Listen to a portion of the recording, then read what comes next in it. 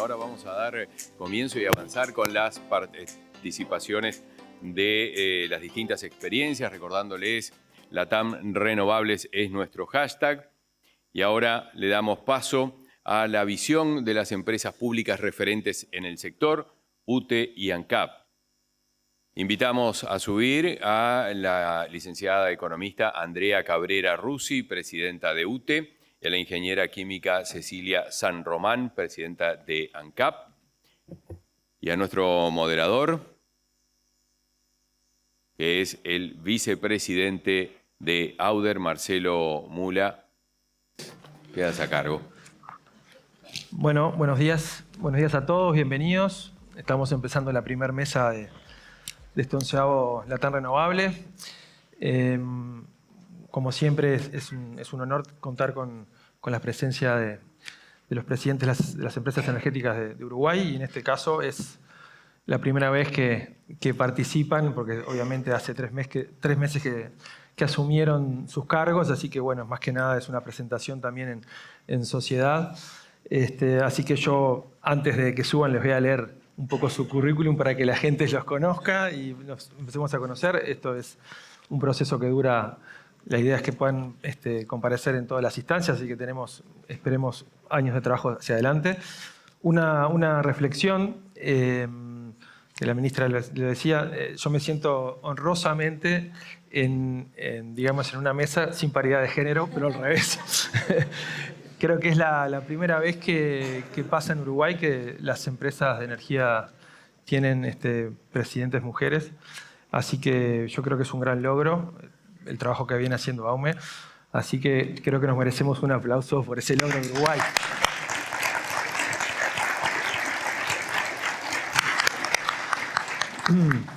Bueno, muy bien. Sin más, porque el tiempo apremia, voy a hacer la introducción de la presidenta de UTE, Andrea Cabrera. Andrea Cabrera Rusi es licenciada en Economía por la Universidad de la República, con un posgrado en especialización en finanzas de la UDELAR. Cuenta también con otras formaciones específicas, entre las que se destacan los cursos de Economía de la Regulación en Fundación Bariloche, Costos y tarifas en el sistema eléctrico brasilero en la Universidad Mackenzie en San Pablo. Comenzó su carrera en UTE en el año 93, cuando ingresó como becaria para la Gerencia de Recursos Humanos. Ingresamos el mismo año. Luego pasó a trabajar en el área de planificación y más adelante en el área comercial, donde formó parte de un grupo interinstitucional responsable de la creación de la canasta de servicios para los hogares más vulnerables. Posteriormente accedió por concurso a la sugerencia de comercialización mayorista, integró el equipo de asesores de presidencia de UTE en el periodo 2015-2020, a cargo del ingeniero Gonzalo Casaravilla, y en el despacho por Frente Amplio de UTE en el periodo 2020-2025 como asesora de la directora doctora Fernanda Cardona, hoy ministra. Asumió la presidencia de UTE en abril de 2025. Así que, Andrea, sin más, te invito, no sé si querés hacer la presentación desde aquí o desde la Atril. Desde la Atril, perfecto. Y aquí tenés para poder avanzar con el PowerPoint. Sí, para atrás. Bueno, buenos días para todos, para todas. Quisiera saludar especialmente a las autoridades aquí presentes, a la ministra de Industria, Energía y Minería, doctora Fernanda Cardona, al ministro de Ambiente, Diego Ortuño, entre otros. Saludo también a empresarios, empresarias, referentes, profesionales y oyentes que nos acompañan tanto presencial como de manera virtual. Y por supuesto, gracias a AUDER por este encuentro y por la invitación. Es un gusto para UTE estar nuevamente en este congreso y para mí, personalmente, lo es estar aquí por primera vez como presidenta de UTE. Esta presentación va a ser algo distinta a lo que se ha acostumbrado hasta ahora. El año que viene sí podremos venir con gráficas, mapas, indicadores que den cuenta de nuestra gestión, pero en esta oportunidad me toca hacer la presentación del inicio de un nuevo quinquenio y voy a intentar, al menos por hoy, cambiar un poquito el foco.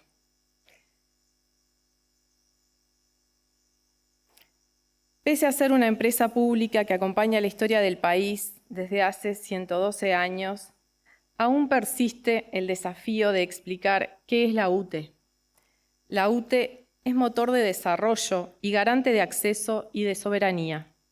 Las empresas públicas se constituyeron desde sus comienzos como sostenes del crecimiento económico y garantes de la independencia y el acceso a los servicios públicos, algo que hoy se traduce incluso en términos de derechos humanos.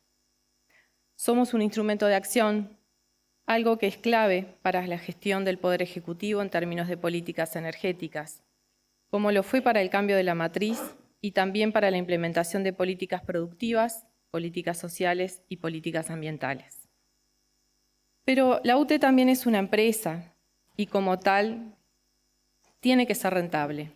Buscar el balance entonces está en la esencia de nuestra empresa pública, porque lo que está claro es que UTE tiene que seguir existiendo y esa sostenibilidad depende de su rentabilidad.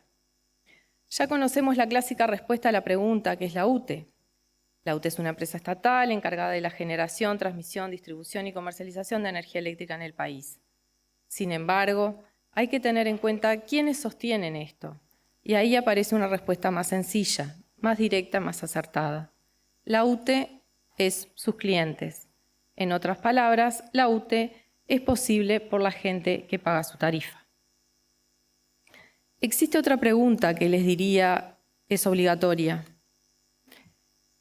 ¿Cuál es la UTE que necesita el Uruguay hoy? La energía eléctrica ya está presente en todos los ámbitos de nuestras vidas, la atraviesa y hasta sostiene nuestras actividades productivas, educativas y recreativas de todos los días. Los desafíos entonces son cada vez mayores. De allí que, por ejemplo, se esté desarrollando una red eléctrica inteligente que permite optimizar y aplicar conocimiento y tecnologías de la información para mejorar la calidad de vida y la calidad del servicio. ¿Cuál es la UTE que necesita el Uruguay hoy entonces? Nos preguntábamos. Y la respuesta es que el país necesita una empresa pública que garantice la disponibilidad permanente de energía eléctrica en el marco de un acceso equitativo. El presente y el futuro son parámetros elementales, pero la experiencia también nos marca el camino. Los 20 años en los que no hubo inversiones nos llevaron a tomar medidas apresuradas a comienzos de este siglo. Ya conocemos cuáles son las consecuencias de no invertir. Y en cambio, todo lo que sí se puede lograr cuando hacemos inversión. Aprendimos también, con la implementación de una política energética resultante de un acuerdo multipartidario, que no todo surge del mercado, sino que por el contrario, se necesita de la fortaleza y capacidad propositiva y de la gestión del Estado. La situación ahora es diferente a la de comienzos de siglo. UTE ha dado inversiones, ha hecho inversiones y va a seguir cumpliendo con los contratos. A futuro también lo haremos, asegurándonos de hacerlo en términos que no sean desfavorables para UTE, porque si esto sucede se perjudica todo el país. No podemos permitir que el servicio se vea afectado, no solo porque tenemos la obligación de brindarlo, sino porque se genera un círculo vicioso en el cual hasta se compromete la UTE y así su propia rentabilidad. Los contratos deben establecerse en igualdad de oportunidades. Necesitamos reglas claras, regulatorias y de mercado, y análisis de riesgos exhaustivos. Las inversiones deben darse en un cierto marco, atendiendo a las regulaciones y al presupuesto, y así como garantizando condiciones de competencia igualitaria. Es por esto que es necesario que se reconozca la inversión de UTE, tanto a nivel de generación como de redes. En términos de generación, tenemos que estudiar los mecanismos de contratación para que no deriven en competencias desleales. En lo que refiere a redes, sí venía existiendo un proceso de reconocimiento donde la remuneración la fijaba Ursea con participación de UTE y del Ministerio. Es necesario retomar estos procedimientos institucionales, así como revisar la lógica actual de ajustar la remuneración reconocida de la red y volver a hacerlo por los costos de la inversión real. Resulta evidente entonces que volver más atractivo el mercado no puede ser en detrimento de los hogares, pero tampoco de las pymes y mipymes, no solo porque forman parte de los clientes a los que debemos garantizarles el servicio, sino también porque son motor productivo, económico y laboral del país, es decir, son garantes de sostenibilidad. Aún más, mejorar las condiciones de las pymes promueve mejores condiciones de competitividad porque forman parte del tejido productivo. El cambio de la matriz es un ejemplo de descentralización y desarrollo local reconocido a nivel internacional. Esto fue posible optimizando el uso de la red ya existente, pero también nos dejó algunos aprendizajes. Hoy son necesarias cuantiosas inversiones para adecuar la red a los desafíos actuales, como la obra que se está llevando a cabo en Chamberlain, Tacuarembó, para el cierre del anillo de transmisión del norte. Con esto, quiero ser clara, el acceso equitativo que enmarca el rol de UTE implica equidad territorial. Es por eso que hay acciones que se toman, aunque no sean rentables. La electrificación rural, extendida a lo largo de muchos kilómetros para unos relativamente pocos clientes, se trata de un derecho. Pero esa red tendida para clientes que en su mayoría son residenciales no resisten los requerimientos de la industria como la del riego. Las partes interesadas en la existencia de un plan de riego, que además de disponibilidad de agua, caminería y tecnología avanzada, también necesitan de la energía eléctrica, deben estar involucradas desde el comienzo, participando de las inversiones para hacerlo posible y compartir el riesgo. De otro modo, en el marco de un presupuesto ajustado, con restricciones ajenas a la propia UTE, la creación y el mantenimiento de una red se convertiría en un subsidio de los hogares hacia los productores y eso no podemos permitirlo. Y es así que como conocemos las consecuencias de la falta de inversión, también conocemos las consecuencias de no tener una mirada global y multifacética. En línea con los compromisos del MIEM, todo está siendo evaluado bajo una mirada de triple impacto: económico, social y ambiental. Una mirada económica para priorizar las obras de mayor impacto, complementadas con un análisis de riesgo, a modo de dar eficiencia a un presupuesto ajustado. Una mirada social, porque somos una empresa pública al servicio de la gente y tenemos el deber de generar un impacto positivo real en la vida cotidiana de todas las personas. Y una mirada para que la sostenibilidad y sustentabilidad sean transversales a todo proyecto, considerando además que ya no basta con mitigar el efecto invernadero, sino que hay que adaptarlos a una nueva realidad climática severa que el cambio climático trajo consigo e idear proyectos que puedan soportarlo. El triple impacto permite pensar todos los aspectos de manera global, como por ejemplo la descarbonización. Los grandes proyectos de hidrógeno y de movilidad eléctrica deben ser pensados bajo este parámetro.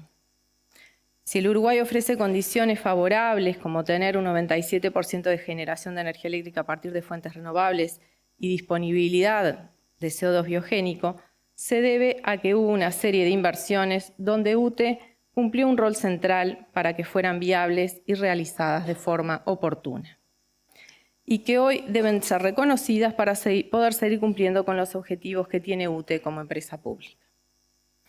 En síntesis, para que UTE sea rentable, necesitamos hacer inversiones que también sean rentables, no solo porque es el parámetro de control que se nos aplica, sino porque no podemos permitirnos una inversión no recuperada y que ello recaiga en la gente, como les decía desde el comienzo.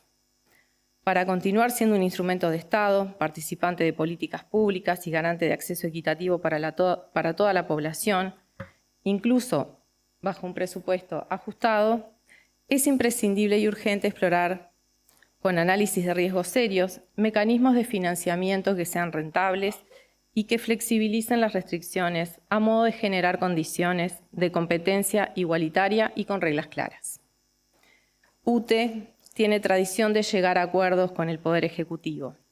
Estamos convencidos que también en este marco comenzaremos un diálogo profundo, acorde para llegar a acuerdos con el sector público.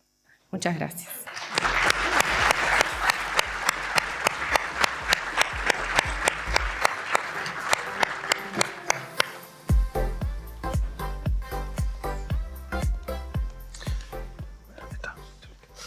Bueno, muchas gracias, Andrea, por tu presentación. Ahora le vamos a dar el paso a Cecilia. Primero voy a leer un breve currículum de Cecilia. Es ingeniera química por la Universidad de la República, con formación en diseño de políticas públicas, regulación económica y gestión de proyectos en energía. Cuenta con más de 15 años de experiencia en el sector energético uruguayo. Ha trabajado en el MIEM, en URSEA y en ANCAP, ocupando cargos de asesoría técnica y de dirección. Entre 2016 y 2025 se ha desempeñado como asesora del directorio y de asuntos estratégicos de ANCAP. Ha liderado negociaciones con actores públicos y privados, tanto nacionales como internacionales, en temas de integración energética regional. Representó a Uruguay en organismos como UNASUR, Urupabol, IRENA, IRSA, OLADE, CEPAL y Banco Mundial. Ahí quedó presentada Cecilia, así que Cecilia te damos paso a poder hacer tu presentación. Perdón, una breve mensaje. Hay un WhatsApp que es para recibir consultas del público, así que lo pueden agendar y nos mandan por ahí a lo largo de todo el Congreso. También para la gente que está siguiendo por streaming lo puede hacer. Así que es un canal de comunicación con la organización que después nos hacen llegar las preguntas. Hola, ¿se escucha? Sí. Si no les molesta, voy a hacer la presentación desde aquí para tener una mejor visual y de todo el auditorio. En primera instancia, agradecer a UDER por la invitación a participar. Muchas veces lo hice desde el auditorio y también felicitar a la organización por este 11º Congreso, que en Uruguay es una referencia y creo que todos estamos esperando la llegada de este Congreso. Bueno, y sin más, aquí lo que nos han invitado a expresar y a compartir con ustedes es la visión de ANCAP. Y para eso me he permitido primero presentar el contexto internacional, dado que no podemos abstraernos de él en materia energética. Entonces he decidido traer algunos gráficos, algunas proyecciones o análisis que realizan las empresas o referentes o instituciones mundiales dedicadas a la energía. En este caso he optado por comenzar con IRENA, la Agencia Internacional de Energías Renovables, que todos ya conocen, que en realidad, más que hacer proyecciones, ellos nos presentan cómo deberíamos llegar a nuestra matriz de consumo final al 2050 para no superar 1,5 grados centígrado de temperatura en calentamiento global. Como pueden ver en el gráfico de la izquierda, es el año 2020, en el que tenemos un 63% de energéticos fósiles y además tenemos otra porción dentro del cuadro amarillo, que esa electricidad es producida por también energéticos fósiles, lo que alcanza un 79% de este tipo de energías. Y pretendemos llegar al 2050, o deberíamos llegar al 2050, con un 17%. Esto para tenerlo como horizonte, un poco lo que veíamos al comienzo de todas las presentaciones de mis compañeros anteriores, era justamente la preocupación ambiental, y por eso quiero que esta sea la primera presentación. Y como verán, a la derecha también tenemos un 14% de hidrógeno como uno de los energéticos renovables más destacados en la nueva matriz. Ahora voy a pasar al otro extremo. Me voy a ir a las proyecciones de la OPEP, para que no digan que estoy sesgada. Entonces, quiero que tengan los dos polos. Y aquí tenemos la última proyección presentada hace apenas 2 semanas en el Congreso Internacional de la OPEP, en el que presentan sus proyecciones. Esto, que ya lo sabemos, todos los que están aquí, que lo más importante es que estamos teniendo un aumento en el consumo de la energía. Y eso se puede ver en la barra del 2023 versus la de 2050, que tiene un aumento en términos absolutos de un 23%. Que además, ¿quiénes van a ser los que más consuman esa energía? Van a ser los países en desarrollo. Y los países en desarrollo son los que van más a consumir los energéticos fósiles porque van a estar más retrasados en la inserción de tecnología limpia. Entonces, lo que estamos viendo acá, que estaríamos pasando de un 80% de energía fósil al 2050 a un 66%. O sea, estamos muy alejados de las necesidades climáticas que deberíamos afrontar. También, entre los comentarios y los análisis que hace la OPEP, hay un gran desarrollo, como se vio también en la diapo anterior, del consumo energético. Y esto va ligado a lo que Diego comentaba al comienzo del Congreso, que son exigencias que nos van a venir por la inteligencia artificial, por los data centers y por el transporte eléctrico. O sea que también vamos a pesar de que tenemos un desplazamiento hacia lo eléctrico, seguimos teniendo un consumo importante de energía fósil. Y acá trato de irme al medio, por decirlo así. Arranqué con renovables, arranqué con la OPEP y acá me estoy yendo más a un actor más técnico, que es la Agencia Internacional de Energía, que a la derecha en las barras nos presentan 3 escenarios: el neto cero a la derecha, luego uno de compromisos, y el de la izquierda es as usual, las políticas que están ahora desarrollándose por los países. También acá se registra un aumento absoluto de energía de un 17%. Y como pueden ver en la barra de las políticas actuales, si bien van a aumentar muchísimo las renovables, las energías limpias que están marcadas en verde, se va a mantener una porción del 62% de energías fósiles. ¿Por qué les presento esto? A ver, y un disclaimer que creo que es importantísimo, más allá de que les mostré los 2 senderos, el de máxima, el de mínima y uno en el medio, es importantísimo el disclaimer que pone la Agencia Internacional de Energía en su último Outlook.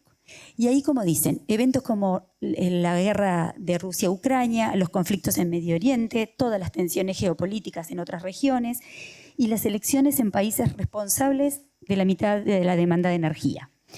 Y aquí faltó, por la época en que fue hecho este Outlook, faltaron las medidas arancelarias, las nuevas medidas arancelarias tomadas por el presidente Trump, que van a entrar en vigor en pocos días.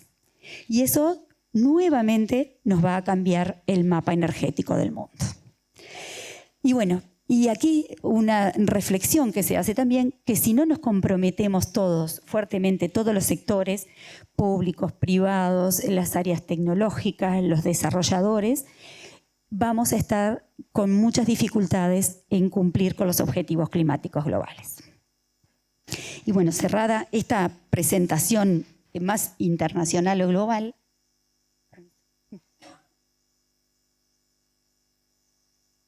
se hacía necesario mirar el mundo para ahora contarles cuál es la visión de ANCAP frente a este entorno.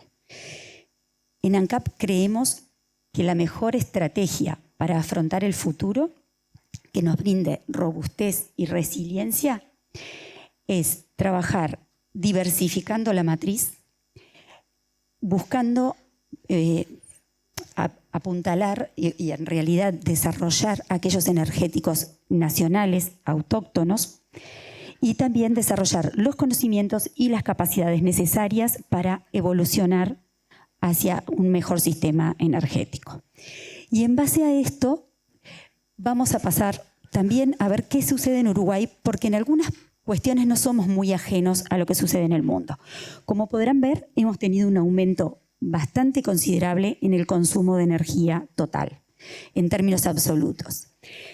Lo bueno de esta matriz nuestra, como podrán ver debajo, en el pie, estamos mucho mejor que el resto del mundo en materia de comparación global. Tenemos un 36% de fósiles frente a un 82% del mundo, renovables 64% frente a un 12%, pero en el petróleo, como verán, estamos bastante similares. Y esto tiene su razón de ser. Pero lo bueno es que si ustedes miran la franja roja, que es la del petróleo, casi no se ha modificado. Está estacional, pero lo bueno, está estancada, pero lo bueno es que lo que se ha ido adicionando en la demanda han sido energías renovables. Pero de todas maneras, con lo que vimos, acá es exactamente lo mismo, pero es el gráfico de nuestros barriles consumidos en la refinería desde hace años, que también muestra hasta una tendencia estable o con un leve aumento. Pero sobre todo lo que queremos señalar es la importancia que tiene esta compra de crudo en el país. Representa el 15% de las importaciones y nos impacta en 2.000 millones de dólares por año. Y aquí es que debo explicarles cómo, en base a todo este análisis, hemos definido nuestras líneas estratégicas para trabajar en ANCAP. Primero, han visto que en el futuro se conserva el consumo de petróleo por más años de lo que sería deseable. Entonces, tenemos la obligación legal desde ANCAP de mantener abastecido el país con este energético. Es nuestro compromiso, lo debemos hacer en condiciones de calidad, de seguridad y de continuidad. Pero sí, lo que podemos aportar en esta materia es a seguirlo haciendo, pero tomando medidas que nos descarbonicen, que descarbonicen nuestra industria y reducir de ese modo el impacto ambiental. Ese es el primer objetivo nuestro. Continuar con nuestra responsabilidad, con el core de nuestro negocio, pero haciéndolo cada vez mejor en forma más eficiente. En simultáneo, aquí vamos a ir recorriendo desde esto que digo, que es el centro de nuestro negocio, a seguir incorporando, debemos seguir yendo hacia los energéticos renovables. Entonces, dentro de lo que es el desarrollo de los conocimientos de los recursos energéticos propios, tanto los hidrocarburos como el hidrógeno natural, potenciar el uso del gas natural y más en virtud de lo que está aconteciendo en la región desde Vaca Muerta, reincorporar el biodiesel al gasoil y continuar con la mezcla de etanol en gasolinas, pero tratando de que estos biocombustibles sean cada vez de nueva generación. También promover el conocimiento y desarrollo de recursos renovables sustentables. También con esto estoy citando SAF, HBO y fuels, combustibles sintéticos. Y lo que nos va a dar sustento para llevar este plan adelante es que debemos actualizar y potenciar la gestión empresarial mediante herramientas informáticas, esto que estamos hablando de la inteligencia artificial, digitalización, automatización de procesos que nos hagan más eficientes y nos vayan actualizando, ayornando con la industria. Y dentro de la propia ANCAP, para poder liderar esto, debemos robustecer las capacidades internas frente a estos desafíos tecnológicos y a estas incorporaciones que pretendemos realizar. Entonces aquí una rápida agenda de proyectos en los que pretendemos estar trabajando en este periodo, uno más cercano en el tiempo y hacia la derecha los que están más lejanos, pero que debemos ir adquiriendo el conocimiento para estar preparados. Voy a ir un poquito adelante porque en realidad quería empezar con descarbonización de las operaciones actuales, me quedó desordenado. Pero bueno, un poco comentarles por lo que es la refinería de ANCAP y el impacto que tiene en el país. Me gustaría mostrarles al comienzo que la refinería ya sustituyó el consumo propio de fuel oil por gas natural, reduciendo enormemente las emisiones y para tener un orden de magnitud, actualmente en el país han ingresado 10.000 vehículos eléctricos. Este ahorro de energía en la refinería, este cambio de energético en la refinería, equivale a 45.000 vehículos eléctricos. También estamos analizando ahora una electrificación del servicio de calefacción a los parques de tanques de ANCAP, que eso nos redunda en un 5% de ahorro de emisiones, lo que representa el 0,2% de las emisiones del sector energético en el país. Ahora, volviendo hacia atrás, esta es una política que comenzó en el año 2008 y luego fue ratificada por el Acuerdo Multipartidario de Energía en un impulso de explorar los energéticos autóctonos y más por la dependencia que les mostré anteriormente de nuestras divisas, el egreso de divisas que tenemos en el país. Esto nos daba soberanía, generaba ahorro de divisas y es una política que se ha continuado haciendo rondas en forma habitual y la última en una modalidad de ronda Uruguay abierta fue en el 2019, ofreciendo 7 áreas para el trabajo exploratorio, de las cuales están todas adjudicadas, y desarrollando los planes de investigación y de exploración, cada uno de acuerdo a lo propuesto.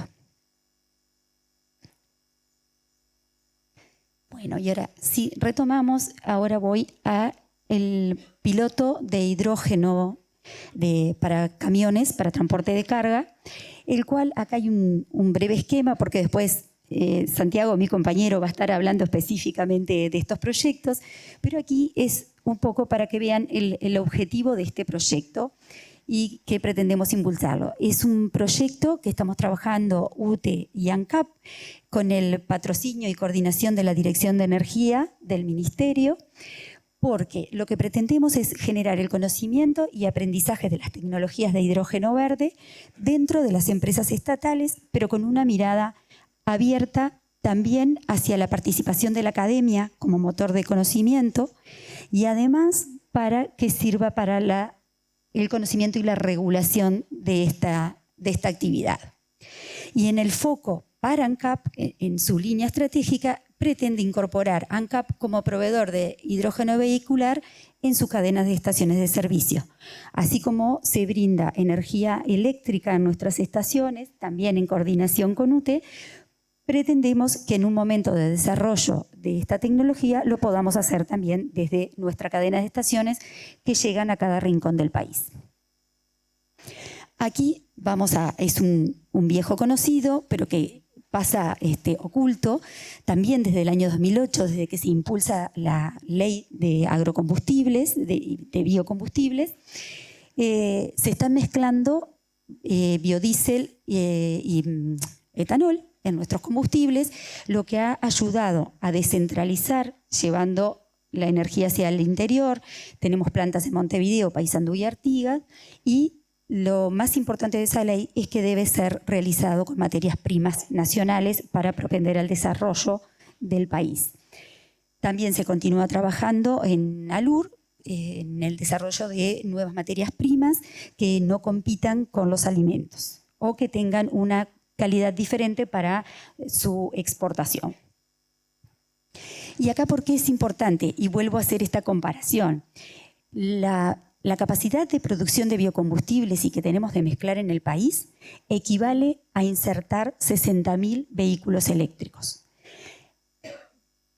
Recuerden que, como verán, en los últimos años se dejó de mezclar biodiesel por una decisión a nivel de gobierno, pero nuestra propuesta y que estamos trabajando en la política energética es analizar nuevamente la reincorporación.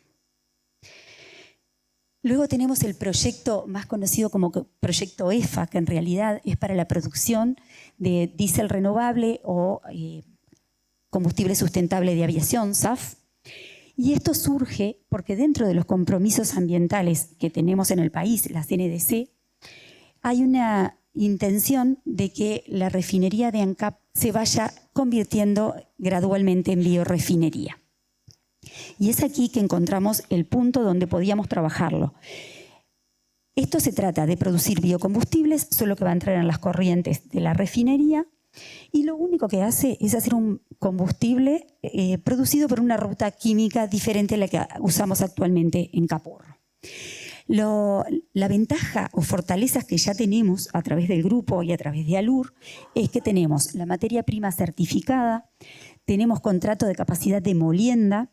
En Cousa, como se ve allí, es una asociación que lleva muchos años con la empresa Cousa, y también tenemos ventajas logísticas. En este periodo que no se utilizó biodiesel a nivel nacional, ALUR desarrolló una cadena comercial en el exterior que permitió exportar tanto aceite precursor de biodiesel como biodiesel, y eso nos ha permitido ir generando el conocimiento, tanto la logística de exportación como desarrollar la infraestructura para tener acceso al puerto y al muelle de la refinería.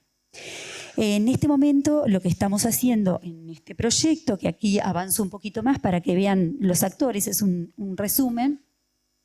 En el primer eslabón de la cadena participa ALUR, porque va a ser el proveedor del aceite pretratado. Luego ese aceite pasa a la refinería en ANCAP y luego viene la etapa de comercialización, que es también la que está en etapa de análisis de socios estratégicos. Aquí lo que se busca, obviamente, que es también, si fuera un energético utilizable en nuestro país, el que al inicio nos va a anclar la demanda y nos va a propiciar la rentabilidad del proyecto es la exportación. Y por eso está focalizado así. En este momento, además, se está desarrollando la ingeniería básica dentro de la refinería, que es la que nos va a arrojar números más certeros para un análisis más profundo.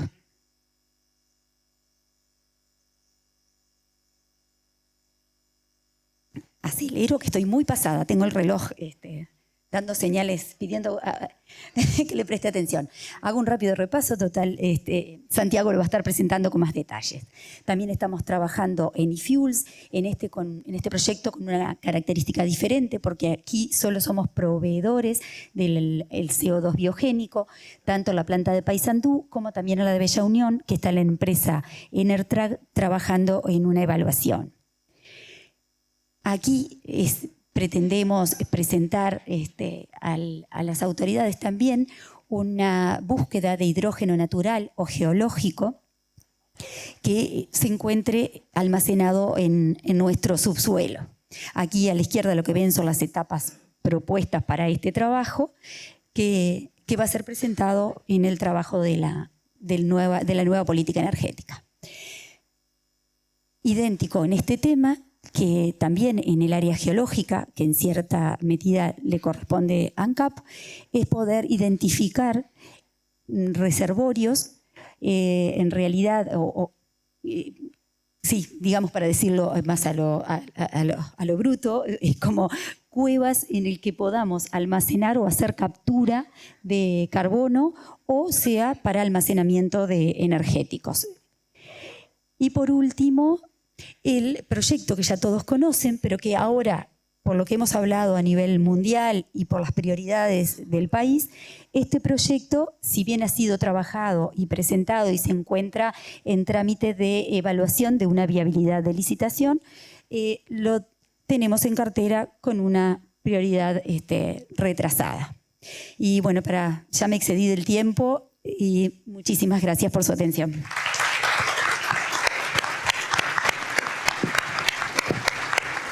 Muchas gracias, Cecilia. Bueno, antes de la pausa y el café que vamos a tener a continuación, vamos a hacer una pregunta a cada una, como para dar refrendar algunos de los temas. La primera pregunta para ti, Andrea, está relacionada un poco, dado el crecimiento de la demanda que ha tenido Uruguay, ¿no? El último año ya de 3,9%, sí, creo que fue. Y no sé, el primer semestre, creo que el primer trimestre fue del entorno del 6%, ¿no? Y considerando también, como se mencionó, que se está incorporando en breve una potencia importante con el data center de Google, la movilidad eléctrica de 10.000 autos, pero yo creo que se va a terminar a fin de año con 20.000 autos. Es decir, hay un crecimiento, mañana tendremos los números de acá, pero importante de la demanda asociada, y algún otro proyecto, ¿no? que también empieza a aparecer, como el caso de Buquebus y Cuxa con su flota eléctrica. Digamos, vemos como que hay necesidades de incorporar potencia. Entonces, tiene como que dos partes esa pregunta. Primero, si ustedes en estos pocos meses que están y sus análisis perciben que hay un atraso en las inversiones en aumentar la matriz energética, eso por un lado. Creo que la percepción es que sí, todo lo vemos. Y la segunda parte sería, bueno, dado esa necesidad de incorporar nueva energía a la matriz eléctrica, ¿cómo lo están vislumbrando? ¿Qué han hablado? Si se puede compartir. Sobre todo lo que nos interesa en particular este auditorio es si se va a refrendar aquel estudio que había presentado la presidenta de UTE en 2023, que hay que incorporar bloques de 100 megavatios fotovoltaicos a partir del año que viene, y si eso sería en un formato de PPA como se hizo en el año 2010, o bueno, un poco por ese lado creo que es, si puedes comentarnos algo. Hola. Gracias por la pregunta, porque permite un poco contarles en qué estamos. UTE ya está en proceso de incorporación con sus propios fondos, dentro de su espacio de inversión. Está en proceso de incorporar 28 megas más en Punta del Tigre y del entorno de 75, 80 en Melo, que fue recientemente adjudicada y bueno, estamos en proceso. Quizás para el año que viene ya se puedan vislumbrar 100 megas más en el sistema. Los UTE, como el MIEM, como la Facultad de Ingeniería y demás, hace sus propios estudios de expansión de la demanda y bueno, en eso estamos, se están cerrando los números. Sin dudas que el resultado final será del orden de lo que ya se conoce. La expansión va por más energías renovables. La que primero aparece es la energía solar fotovoltaica y es nuestra intención, continuar por ese camino. Los mecanismos de contratación también son los conocidos. Como empresa pública vamos por las licitaciones, fuera de lo que no podemos hacer por nuestro propio espacio fiscal. Y bueno, oportunamente veremos los mecanismos, incorporaremos lecciones aprendidas de los primeros PPAs, buscaremos reconocer de alguna manera todos los servicios que brindan las centrales, o sea, en eso lo vamos a trabajar y ya empezamos a conversar con la Dirección de Energía y con el Ministerio. Otra pata fundamental de todo esto es la transmisión, porque de nada nos sirve solo incorporar generación si no tenemos cómo transmitirla.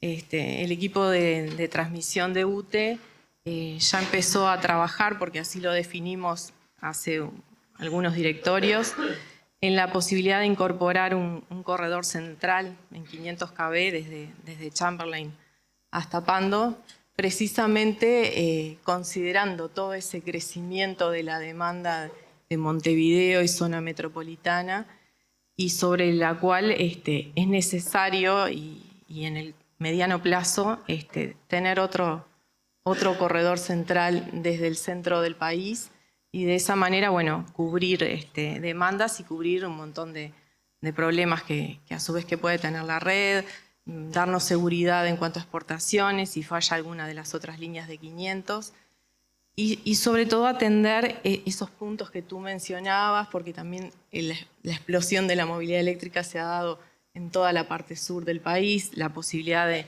Google y de algunos otros data centers que están en evaluación también va a ser en esa zona. Entonces es fundamental también pensar en ese tercer corredor que potencie todo el sistema y que lo termine de unificar y ahora con el Anillo del Norte que está también próximo a terminarse. Y a su vez Transmisión ya también ha localizado algunos puntos principales en las regionales donde también se va a destinar parte de nuestro presupuesto para tener toda una red más robusta a la hora de pensar en incorporación de nuevas fuentes solares fotovoltaicas. Más o menos en el quinquenio un 20% de nuestro presupuesto va a estar destinado a estas obras de infraestructura que son importantes y van a ser determinantes a la hora de la incorporación de nueva energía solar. Muchas gracias, Andrea. Gran desafío. Seguramente en la tarde también en el panel de hidrógeno se hable del tema de transmisión, porque no lo mencionamos, pero es una demanda que debe concretarse y en estas primeras etapas que se habla que UTE puede ser el proveedor de esa energía eléctrica renovable, también implique obras de transmisión y creo que es uno de los temas que se va a tratar en la tarde porque es bien importante. Y rápidamente, ANCAP. Nosotros con ANCAP tenemos eso de que estamos aprendiendo todavía porque venimos del mundo de los electrones y ustedes vienen del mundo de las moléculas. ANCAP es un grupo empresarial, como tú bien mencionás, muy amplio, con un amplio espectro, que trata desde refinación y distribución de combustibles, a el tema biocombustibles, aceites. Y tú planteabas como que los pasos a seguir con el tema de Jefa. la novedad, que tú algo ya habías comentado en alguna otra instancia, pero de que van a hacer un piloto, si entendí bien, con camiones de hidrógeno, van a producir hidrógeno para poder movilizar camiones en conjunto con UTE. Supongo que en la tarde Santiago Ferro explicará un poco más, pero eso creo que es una gran novedad porque es un proyecto más que se suma a los que están en carpeta.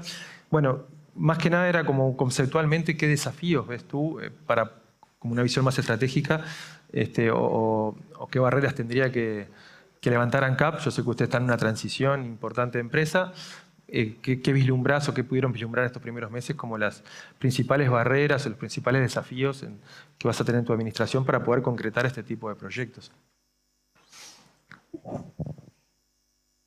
Vamos a ver, amplia la pregunta. Es cierto, hace muy poco tiempo que entramos y ya estamos planteando a nivel de gobierno ciertas estrategias que deberemos ir coordinando porque nos agarran muy nuevos, pero sí hay un camino recorrido por los técnicos y todo el plantel de ANCAP que facilita como esta visualización. A ver, dentro de ANCAP, en estos nuevos proyectos, si uno lo mira a nivel de moléculas, como tú decías, ANCAP tiene mucho conocimiento en el manejo de hidrógeno, porque es un producto habitual dentro de la refinería, como también esto de hacer la ruta EFA, también tiene mucho conocimiento de las reacciones químicas que se dan allí.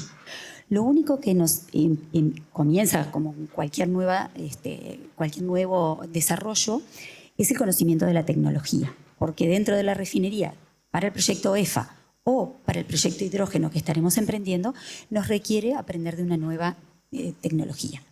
La consigna, lo que sí ha sido y lo que intentamos imponer en este periodo, es que somos responsables de los dineros públicos. Entonces, queremos ir paso a paso, adquiriendo el conocimiento, por eso es esto de un piloto.